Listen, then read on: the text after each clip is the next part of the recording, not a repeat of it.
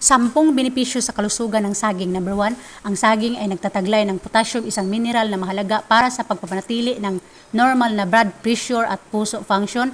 Number 2, ang saging ay mayaman din sa vitamin B6, isang water-soluble vitamin na kailangan para sa metabolism ng protein, carbohydrates at fats.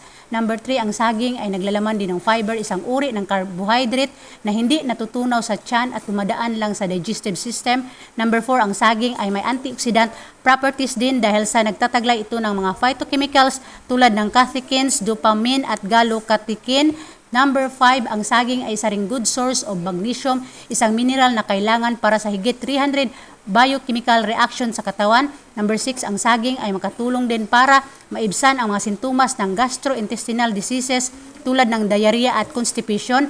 Number 7, ang saging ay pwede ring gamitin bilang alternative sweetener dahil may natural sugar ito tulad ng fructose, glucose at sucrose. Number 8, ang saging ay makatulong rin para ma-prevent o ma-relieve ang muscle cramps dahil bukod sa potassium, may calcium din ito.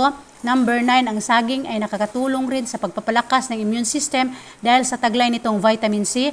Number 10, ang saging ay isa rin sa mga pwedeng pagkain ng mga taong may acid reflux o GERD dahil non-acidic ito at may neutral pH level. Ang acid reflux ay nangyayari kapag nag-leak ang acid mula sa stomach pabalik sa esophagus na nagdudulot ng heartburn